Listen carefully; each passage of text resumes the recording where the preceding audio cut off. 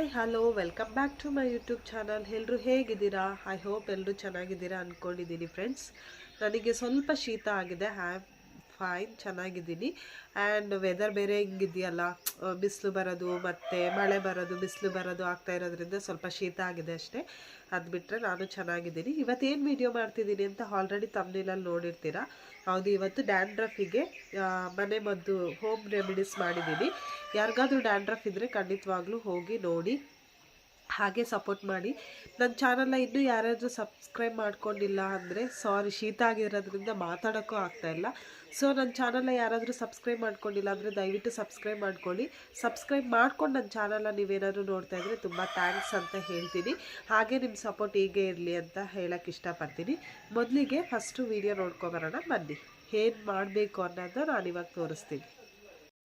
ಮೊದಲಿಗೆ ನಾನು ಒಂದು ಬೌಲಲ್ಲಿ ಒಂದು ಸ್ವಲ್ಪ ನೀರು ತಗೊಂಡಿದ್ದೀನಿ. ನಿಮಗೆ ಕ್ವಾಂಟಿಟಿ ನಿಮ್ಮ ಹೇರಿಗೆ ಎಷ್ಟು ನೀರು ಬೇಕು ನೋಡಿ. ನಾನೊಂದು 1 ಲೋಟದಷ್ಟು ನೀರು ಹಾಕ್ಕೊಂಡಿದ್ದೀನಿ. ಇವಾಗ ಅದಕ್ಕೆ ನಾನು ದಾಸವಾಳದ ಎಲೆ ತಗೊಂಡಿದ್ದೀನಿ. ನೋಡ್ತಾ ಇರ್ಬೋದು, ಈ ಥರ ದಾಸವಾಳದ ಎಲೆ ನಿಮ್ಮ ಮನೆ ಅಕ್ಕಪಕ್ಕ ಇರುತ್ತಲ್ಲ ಅದನ್ನು ತಗೊಳ್ಳಿ. ನೋಡ್ತಾ ಇದ್ದೀರಲ್ಲ, ನಾನೊಂದು ಇಷ್ಟು ಹಾಕಿದ್ದೀನಿ. ಇವಾಗ ಇದನ್ನು ನೀರಲ್ಲಿ ಚೆನ್ನಾಗಿ ನಾನು ತೊಳೆದು ಮೊದಲೇ ಇಟ್ಕೊಂಡಿದ್ದೆ. ಕ್ಲೀನಾಗಿ ಎಲೆನ ವಾಶ್ ಮಾಡಿ ಇಟ್ಕೋಬೇಕು, ಯಾಕಂದರೆ ಇದರಲ್ಲಿ ಏನಾದರೂ ಹುಳ ಎಲ್ಲ ಇರುತ್ತೆ. ಆಮೇಲೆ ನಿಧಾನಕ್ಕೆ ಈ ಥರ ಮಿಕ್ಸ್ ಕಲಸಿ, ಕ್ಲೀನಾಗಿ ಕಲಸಿ. ಎಲ್ಲಿವರೆಗೂ ಇದನ್ನು ಈ ಥರ ಮಿಕ್ಸ್ ಮಾಡ್ತಾ ಇರಬೇಕು ಅಂತ ಹೇಳಿದ್ರೆ, ಇದರಿಂದ ಲೋಳೆ ಎಲ್ಲ ಬಿಡೋವರೆಗೂ ಈ ಥರ ನೀವು ಮಿಕ್ಸ್ ಮಾಡ್ತಾನೆ ಈ ಥರ ಕಲಿಸ್ತಾ ಇದ್ದರೆ, ಈ ಥರ ಸ್ಮ್ಯಾಶ್ ಮಾಡ್ತಾಯಿದ್ರೆ ಇದ್ರದ್ದು ಲೋಳೆ ಎಲ್ಲ ಬಿಡುತ್ತೆ. ಅಲ್ಲಿವರೆಗೂ ನೀವು ಕ್ಲೀನಾಗಿ ಈ ಥರ ಮಾಡ್ತಾನೆ ಇರಿ. ನಾನು ಇದೆಲ್ಲ ಒಂದು ಸರಿ ಕಂಪ್ಲೀಟ್ ಆದಮೇಲೆ ಹೇಗಾಗುತ್ತೆ ಅಂತ ತೋರಿಸ್ತೀನಿ. ಅಲ್ಲಿವರೆಗೂ ಒಂದು 5 ಮಿನಿಟ್ಸ್ ಅಂತೂ ಈ ನೀರು ಹೀಗೆ ನೋಡ್ಬೋದು. ನೋಡಿ, ಈಗ ನೀರಿನ ಕಲರ್ ಚೇಂಜ್ ಆಗ್ತಾಯಿದೆ. ಸೊ ಫುಲ್ಲು ಸ್ಮ್ಯಾಶ್ ಮಾಡಬೇಕು, ಅದು ಲೋಳೆ ಬರೋವರೆಗೂ ಸ್ಮ್ಯಾಶ್ ಮಾಡಬೇಕು. ನಾನು ನಿಮಗೆ ಪೂರ್ತಿ ಆದಮೇಲೆ ನಾನು ನಿಮಗೆ ತೋರಿಸ್ತೀನಿ. ಇವಾಗ ನೀವು ನೋಡ್ತಾ ಇರ್ಬೋದು, ಈ ರೀತಿ ಚೆನ್ನಾಗಿ ಮಿಕ್ಸ್ ಮಾಡಬೇಕು. ನಾನು ಇದೊಂದು 5 ನಿಮಿಷ ಚೆನ್ನಾಗಿ ಸ್ಮ್ಯಾಶ್ ಮಾಡ್ಕೊಂಡಿದ್ದೀನಿ. ನೋಡಿ ಯಾವ ಥರ ಲೋಳೆ ಥರ ಇದೆ. ಇವಾಗ ಈ ಸೊಪ್ಪನ್ನೆಲ್ಲ ತಕ್ಕೊಳ್ಳಿ. ಸೊಪ್ಪನ್ನೆಲ್ಲ ತೆಗೆದು ಬರೀ ಆ ಲೋಳೆ ಏನಿದೆ ಅದನ್ನು ಮಾತ್ರ ಇಟ್ಕೋಬೇಕು. ಇವಾಗ ಈ ಸೊಪ್ಪು ಎಲ್ಲ ಕ್ಲೀನ್ ಮಾಡೋಣ. ಈ ಥರ ತೆಗೆದಿಟ್ಕೊಂಡಿದ್ದೀನಿ. ಮನೇಲಿ ಒಂದು ಹಳೆ ನೈಟಿ ಇತ್ತು, ಹಳೆ ನೈಟಿ ಹಾಕ್ಕೊಂಡಿದ್ದೀನಿ. ಸೊ ನಿಮ್ಮನೇಲಿ ಯಾವ ಹಳೆ ಬಟ್ಟೆ ಇದೆ ಹಳೆ ಬಟ್ಟೆ ಹಾಕ್ಕೊಳ್ಳಿ. ನೆನ್ನೆ ನೈಟೇ ತಲೆಗೆ ಎಣ್ಣೆ ಹಚ್ಚಿದ್ದೆ ನಾನು. ಸೊ ಇವಾಗ ಇದನ್ನು ನಾನು ಮೊದಲೇ ಹೇಳ್ದಾಗೆ ಈ ಥರ ಬುಡಕ್ಕೆ ಹಚ್ಕೋಬೇಕು. ಸ್ಕಾಲ್ಪ್ ಅಂತ ನೋಡಿ, ಇದು ಡ್ಯಾಂಡ್ರಫಿಗೆ ಅಪ್ಲೈ ಮಾಡೋದ್ರಿಂದ ನೀವು ಆಯಿಲ್ನ ಈ ಥರ ಅಪ್ಲೈ ಮಾಡ್ಕೊಂಡಿಲ್ಲ ಅಂದರೂ ಇದನ್ನು ಕ್ಲೀನಾಗಿ ಹೀಗೆ ಬುಡಕ್ಕೆ ಹೀಗೆ ಅಪ್ಲೈ ಮಾಡ್ಕೊಳ್ಳಿ. ಇದು ಲೋಳೆ ಆಗಿರೋದ್ರಿಂದ ಒಬ್ಬರೇ ಅಪ್ಲೈ ಮಾಡ್ಕೊಳ್ಳೋಕೆ ಕಷ್ಟ ಆಗುತ್ತೆ. ಸೊ ಮನೇಲಿ ಯಾರಾದರೂ ಇದ್ದರೆ ಯಾರ್ದಾದ್ರೂ ಹೆಲ್ಪ್ ತಗೊಂಡು ಕ್ಲೀನಾಗಿ ಎಲ್ಲ ಕಡೆ ಅಪ್ಲೈ ಮಾಡಿ.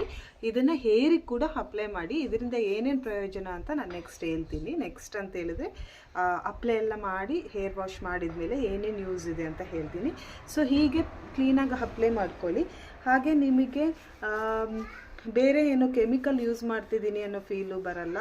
ಕಾಡಿನಲ್ಲಿ ಸೊಪ್ಪು ಸಿಗ್ತದೆ, ಅದನ್ನು ಹಚ್ಚಿದರೆ ಕೂದಲು ಬರ್ತದೆ ಅಂತ ಹೇಳ್ತಾರೆ. ಕಾಡಿನಲ್ಲಿ ಸೊಪ್ಪು ಸಿಕ್ಕಲ್ಲ, ಊರಿನಲ್ಲೇ ಸೊಪ್ಪು ಸಿಗ್ತದೆ, ಅದನ್ನು ಹಚ್ಚಿದರೆ ಡ್ಯಾಂಡ್ರಫ್ ಹೋಗ್ತದೆ ಅಂತ ನಾನು ಹೇಳ್ತೀನಿ. ಸೊ ಇದನ್ನು ಕ್ಲೀನಾಗಿ ಎಲ್ಲ ಕಡೆ ಅಪ್ಲೈ ಮಾಡ್ಕೊಳ್ಳಿ. ಸೊ ಹೀಗೆ ಕ್ಲೀನಾಗಿ ಅಪ್ಲೈ ಮಾಡ್ಕೊಳ್ಳಿ. ಕೂದಲಿಗೂ ಅಪ್ಲೈ ಮಾಡ್ಕೊಳ್ಳಿ. ಈಗ ನೋಡಿ, ಕಂಪ್ಲೀಟ್ ನನ್ನ ಕೂದಲಿಗೂ ಆಗಿದೆ.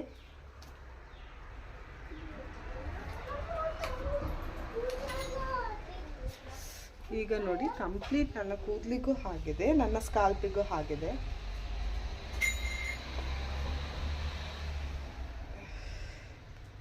ಈಗ ಕಂಪ್ಲೀಟ್ ನನ್ನ ಕೂದಲಿಗೂ ಆಗಿದೆ, ನೋಡ್ತಾ ಇರ್ಬೋದು. ನನ್ನ ಸ್ಕಾಲ್ಪಿಗೂ ಆಗಿದೆ, ಈ ಸೈಡು ನೋಡಿ. ಸೊ ಈ ಥರ ಕಂಪ್ಲೀಟಾಗಿ ನಾನು ಅಪ್ಲೈ ಮಾಡ್ಕೊಂಡಿದ್ದೀನಿ. ಇದನ್ನು ಒಂದು 5 to 10 ಮಿನಿಟ್ಸ್ ಬಿಟ್ಟು ಕ್ಲೀನಾಗಿ ವಾಶ್ ಮಾಡ್ಕೊಳ್ಳೋಣ. ನಿಮಗೆ ಎಷ್ಟು ಕ್ವಾಂಟಿಟಿಯಲ್ಲಿ ಬೇಕೋ ಅಷ್ಟು ಕ್ವಾಂಟಿಟಿಯಲ್ಲಿ ತಗೊಳ್ಳಿ. ಸೊ ಹೀಗೆ ನಾನು ಕಂಪ್ಲೀಟಾಗಿ ಅಪ್ಲೈ ಮಾಡ್ಕೊಂಡಿದ್ದೀನಿ. ಸೊ ಈಗ ಅಪ್ಲೈ ಮಾಡ್ಕೊಂಡಾದ್ಮೇಲೆ ಒಂದು 5 to 10 ಮಿನಿಟ್ಸ್ ಬಿಡಿ. ಯಾವುದೇ ರೀತಿ ಬಟ್ಟೆ ಆಗಲಿ ಕವರ್ ಆಗಲಿ ಇದಕ್ಕೆ ಸುತ್ಕೊಳ್ಳೋದು ತಲೆಗೆ ಆ ಥರ ಮಾಡ್ಕೊಳ್ಬೇಡಿ. ಒಂದು 5ರಿಂದ 10 ನಿಮಿಷ ಇದೇ ಥರ ಬಿಡಿ. ಆ್ಯಂಡ್ ಇದರಿಂದ ಏನು ಉಪಯೋಗ ಅಂತ ನಾನು ಸ್ನಾನ ಬಂದಮೇಲೆ ಹೇಳ್ತೀನಿ. ಆ್ಯಂಡ್ ಸ್ನಾನ ಮಾಡಬೇಕಾದ್ರೆ ತುಂಬ ಬಿಸಿನೂ ಅಲ್ಲ ತುಂಬ ತಣ್ಣಗೂ ಅಲ್ಲ ಅಂಥ ನೀರನ್ನ ಉಪಯೋಗಿಸಿ. ಆ್ಯಂಡ್ ಇನ್ನೊಂದು ಏನಂತ ಹೇಳಿದರೆ, ನಿಮ್ಗೇನಾದರೂ ಇದನ್ನು ಅಪ್ಲೈ ಮಾಡ್ಕೊಳಕ್ಕೆ ಆಗ್ತಿಲ್ಲ, ನಿಮಗೆ ಶಾಂಪು ಏನಾದರೂ ಬೇಕು ಅಂದರೆ ಮೆಡಿಕಲ್ ಶಾಪಿಗೆ ಹೋಗಿ ಹೇಯ್ಟೆಕ್ ಶಾಂಪು ಅಂತ ಬರುತ್ತೆ, ಆ ಶಾಂಪೂನು ಕೂಡ ನೀವು ಯೂಸ್ ಮಾಡ್ಬೋದು. ಅದೂ ಡ್ಯಾಂಡ್ರಫಿಗೇನೆ. ಸೊ ಕೆಮಿಕಲ್ ಎಲ್ಲ ಯೂಸ್ ಮಾಡೋದು ಬೇಡ, ನ್ಯಾಚುರಲ್ ಆಗಿ ಮನೇಲೇ ಡ್ಯಾಂಡ್ರಫ್ ಇದ್ರೆ ಹೋಗಿಸ್ಕೋಬೋದು ಅಂತ ಹೇಳಿದರೆ ನೀವು ಇದನ್ನು ದಾಸವಾಳದ ಎಲೆನ ನೀರಿಗೆ ಹಾಕಿ ಚೆನ್ನಾಗಿ ಸ್ಮ್ಯಾಶ್ ಮಾಡಿ ನೀವು ಹಚ್ಕೊಳ್ಬೋದು. ಇದು ತಿಂಗಳಿಗೆ ವಾರಕ್ಕೊಂದ್ಸರಿ ಹಾಗೆ ತಿಂಗಳಿಗೆ 4 ಸರಿ ಹಚ್ಕೊಂಡ್ರೆ ನಿಮಗೆ ಕಂಪ್ಲೀಟ್ ಡ್ಯಾಂಡ್ರಫ್ ಹೋಗುತ್ತೆ. ಆ್ಯಂಡ್ ನಿಮಗೆ ಟೈಮ್ ಇದೆ ಅಂತ ಹೇಳಿದರೆ ವೀಕ್ಲಿ 2 ಟೈಮ್ಸ್ ಹಚ್ಕೊಂಡು 2 ವೀಕ್ಸಲ್ಲೇ ನೀವು ಹಚ್ಕೊಂಡ್ರೆ ನಿಮಗೇನು ಕಂಪ್ಲೀಟಾಗಿ ಡ್ಯಾಂಡ್ರಫ್ ಹೋಗುತ್ತೆ. 100% ನ್ಯಾಚುರಲ್. ಹಾಗೆ ನಿಮಗೆ ತುಂಬ ಜನ ಕಾಂತಾರ ಮೂವಿಯಲ್ಲಿ ಹೇಳಿರ್ಬೋದು, ಕಾಡಿನಲ್ಲಿ ಸೊಪ್ಪು ಸಿಗ್ತದೆ ಕೂದಲು ಬರುತ್ತೆ ಅಂತೇಳಿ. ನಾನಾಗಿ ಹೇಳಲ್ಲ, ನಿಮಗೆ ಊರಲ್ಲೇ ಸೊಪ್ಪು ಸಿಗುತ್ತೆ ಡ್ಯಾಂಡ್ರಫ್ ಹೋಗುತ್ತೆ ಅಂತ ಹೇಳೋಕ್ಕೆ ಇಷ್ಟಪಡ್ತೀನಿ ಅಷ್ಟೇ. ಆ್ಯಂಡ್ ಟ್ರೈ ಮಾಡಿ ಅಂತ ಹೇಳೋಕ್ಕೆ ಇಷ್ಟಪಡ್ತೀನಿ. ಈಗ ಒಂದು 10 ಮಿನಿಟ್ಸ್ ಬಿಟ್ಟು ಸ್ನಾನ ಮಾಡ್ಕೊಬಂದು ನಾನು ಕೂದಲು ನಿಮಗೆ ತೋರಿಸ್ತೀನಿ. ಹಾಗೆ ಕೆಲವೊಂದು ಇನ್ಫಾರ್ಮೇಷನ್ ನಿಮಗೆ ಹೇಳ್ಬೇಕು, ಯಾಕೆ ನಾನು ಡ್ಯಾಂಡ್ರಫ್ ಇರೋದ್ರಿಂದ ಬರೀ ಸ್ಕಾಲ್ಪಿಗೆ ಅಪ್ಲೈ ಮಾಡೋದು ಬಿಟ್ಟು ಇಡೀ ಕೂದಲಿಗೆಲ್ಲ ಅಪ್ಲೈ ಮಾಡಿದ್ದೀನಿ ಅಂತೇಳಿ. ನಾನು ಹಾಗೆ ಹೇಳಿದರೆ ನೀವು ನಂಬಲ್ಲ, ವಿತ್ ಪ್ರೂಫ್ ಸಮೇತ ನಾನು ನಿಮಗೆ ತೋರಿಸ್ತೀನಿ.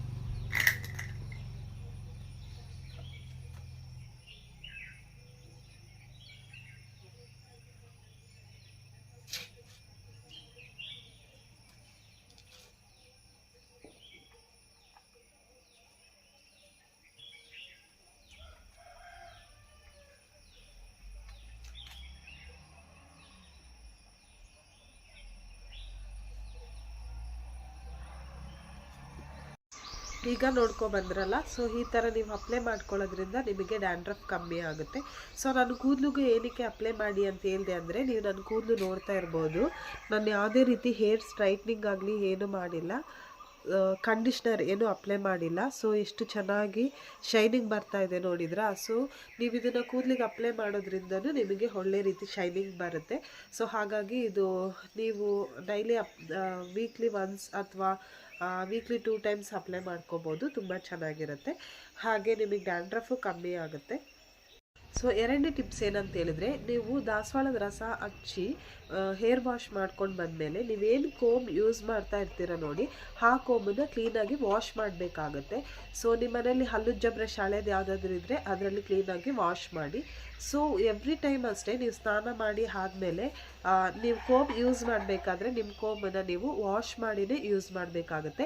ಯಾಕಂದರೆ ನಿಮ್ಮ ತಲೆಯಲ್ಲಿರೋ ಡ್ಯಾಂಡ್ರಫ್ ಹೋಗಿರುತ್ತೆ, ನೀವು ದಾಸವಾಳ ಎಲೆ ರಸ ಹಚ್ಕೊಂಡು ಸ್ನಾನ ಮಾಡಿದ ಮೇಲೆ ನಿಮ್ಮ ತಲೆಯಲ್ಲಿರೋ ಡ್ಯಾಂಡ್ರಫ್ ಹೋಗಿರುತ್ತೆ. ಸೊ ನೀವು ಯೂಸ್ ಮಾಡೋ ಕೋಮಲ್ಲಿ ಇರುತ್ತೆ, ಹಾಗೆ ನೀವು ಅದೇ ಕೋಮನ್ನು ಯೂಸ್ ಮಾಡೋದ್ರಿಂದ ಸೊ ಮತ್ತೆ ಡ್ಯಾಂಡ್ರಫ್ ಬರೋ ಚಾನ್ಸಸ್ ಇರುತ್ತೆ ಅಂತ ಹೇಳ್ತೀನಿ. ಸೊ ಆದಷ್ಟು ನಿಮ್ಮ ಕೋಮನ್ನು ನೀವು ಸಪ್ರೇಟ್ ಯೂಸ್ ಮಾಡ್ಕೊಳ್ಳಿ. ಹಾಗೆಯೇ ವಾಶ್ ಮಾಡಬೇಕು. ಎವ್ರಿ ಟೈಮ್ ನೀವು ಸ್ನಾನ ಮಾಡಿದಾಗ ಕೋಮನ್ನು ವಾಶ್ ಮಾಡಿ ಯೂಸ್ ಮಾಡಿ. ಸೊ ಬೇರೆಯವ್ರಿಗೆ ಏನಾದರೂ ಡ್ಯಾಂಡ್ರಫ್ ಇದ್ದರೆ ಅವ್ರ ಕೋಮನ್ನು ಯೂಸ್ ಮಾಡ್ಕೊಳ್ಳೋಕೆ ಹೋಗಬೇಡಿ, ಅದರಿಂದನೂ ನಿಮಗೆ ಡ್ಯಾಂಡ್ರಫ್ ಬರೋ ಚಾನ್ಸಸ್ ಇರುತ್ತೆ ಅಂತ ಹೇಳ್ತೀನಿ. ಸೊ ಇದು ಇವತ್ತಿಂದಿಷ್ಟು ಟಿಪ್ಸ್ ಆಗಿತ್ತು. ಸೊ ಇದಿಷ್ಟು ಇವತ್ತಿನ ವಿಡಿಯೋ ಆಗಿತ್ತು. ನನಗೇನು ನೆನಪಾಗ್ತಿಲ್ಲ. ಇದ್ರ ಬಗ್ಗೆ ನಿಮಗೇನಾದರೂ ಡೌಟ್ ಇದ್ದರೆ ದಯವಿಟ್ಟು ನೀವು ಕಮೆಂಟ್ಸ್ ಬಾಕ್ಸಲ್ಲಿ ತಿಳಿಸ್ಬೋದು. ಶೀತ ಆಗಿರೋದ್ರಿಂದ ನನಗೇನು ಮಾತಾಡೋಕ್ಕೂ ಆಗ್ತಾ ಇಲ್ಲ. ಸೊ ನೀವೇನಾದರೂ ಡೌಟ್ ಇದ್ದರೆ ಕಮೆಂಟ್ಸ್ ಬಾಕ್ಸಲ್ಲಿ ತಿಳಿಸಿ, ನಾನು ಅದಕ್ಕೆ ರಿಪ್ಲೈ ಮಾಡ್ತೀನಿ. So thank you so much. ಹೀಗೆ ನನಗೆ ಸಪೋರ್ಟ್ ಮಾಡ್ತಾಯಿರಿ ಅಂತ ಕೇಳ್ತಾ ಈ ವಿಡಿಯೋನ ಇಲ್ಲಿಗೆ ಎಂಡ್ ಮಾಡ್ತೀನಿ. ಸಬ್ಸ್ಕ್ರೈಬ್ ಮಾಡ್ಕೊಳ್ಳೋದು ಮರಿಬೇಡಿ. Thank you.